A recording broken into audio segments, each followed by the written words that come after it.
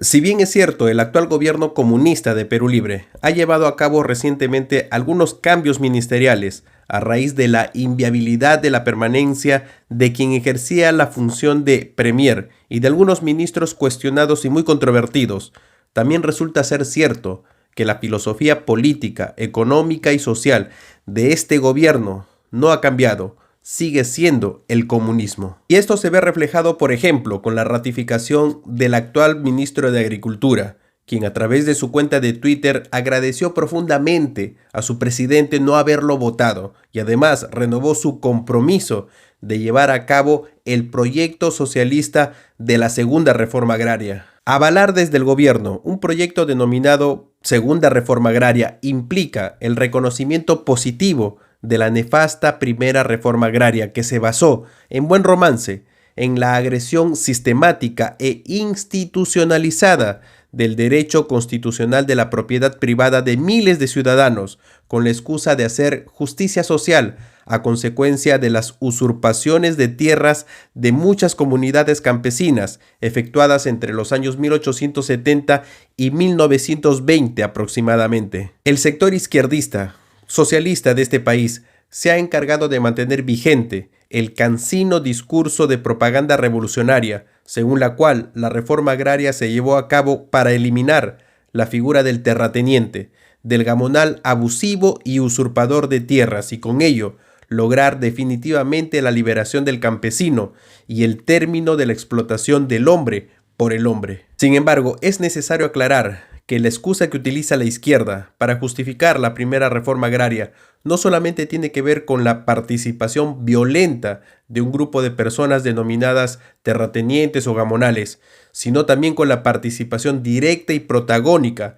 del propio Estado como aliado de estos últimos. Este último punto es importante para conocer a ciencia cierta lo que sucedió en las décadas anteriores a la reforma agraria y que los gobiernos convenientemente se han preocupado de no mencionar al verdadero usurpador de tierras, al verdadero gamonal, al Estado. El doctor Jan Douwe van der Plas, sociólogo y agrónomo holandés, elaboró un informe prolijo que se encuentra en este libro acerca de las luchas campesinas de algunas comunidades antes, durante y después de la reforma agraria, detallando la participación imprescindible de algunas instituciones estatales para la consumación del robo, de la usurpación de tierras a los indios, a los campesinos, para favorecer a algunos terratenientes. Efectivamente, el aparato estatal formaba parte de aquel fenómeno social denominado gamonalismo, puesto que tenía el poder político, el Estado, de otorgar privilegios a la clase terrateniente en cuanto al uso del agua,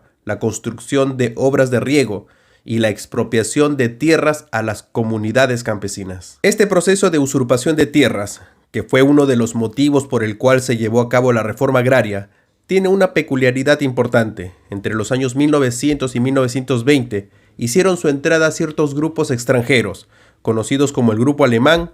y el grupo español, quienes se adjudicaron, producto de contratos de transferencia, muchos de ellos forzosos, de miles de hectáreas de terreno pertenecientes a la casta gamonal, aquella casta que había participado en un primer momento de la usurpación de tierras a los campesinos. Por lo tanto, si bien es cierto, está demostrado que se produjo el robo de tierras a los campesinos, a los indígenas, también resulta ser cierto que muchos de los hacendados que pertenecían al grupo alemán y al grupo español no participaron de ese latrocinio originario y que contó con el aval del Estado. Por eso, las expropiaciones masivas de propiedades agrícolas, de haciendas, por parte de la Junta Militar del gobierno de Velasco, de ninguna manera puede considerarse un acto de justicia social, porque se violentó, se transgredió el derecho de propiedad de muchas personas que no participaron en las usurpaciones de tierras a los campesinos, a los indígenas, mientras que el Estado sí lo hizo activamente, porque pertenecía a ese sistema sociopolítico denominado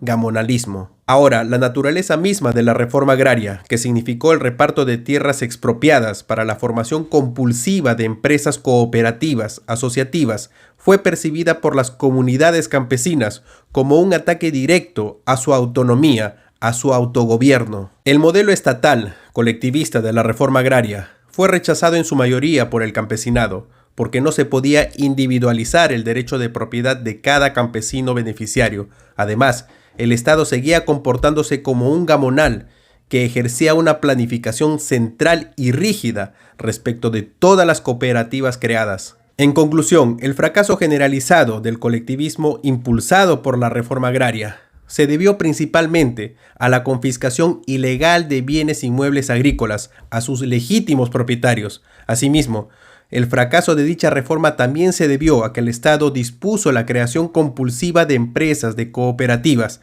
Es decir, la asociatividad no fue espontánea, por lo tanto, los campesinos no se sentían identificados con dichas cooperativas, porque no podían disponer de lo que supuestamente les pertenecía. Es decir, el Estado les había mentido al alegar que la tierra era de quien la trabajaba. Para finalizar, quisiera citar literalmente un párrafo que se encuentra en las conclusiones a las que arribó el doctor Giovanni Bonfiglio en su libro Las empresas de la reforma agraria peruana. El afán colectivista obedeció a la intención política de ir hacia la socialización de la economía agraria e implementar el socialismo a escala nacional. Se pensaba que ese proyecto político podía ser apoyado por un campesinado que era percibido como un sector social proclive, por naturaleza, al colectivismo.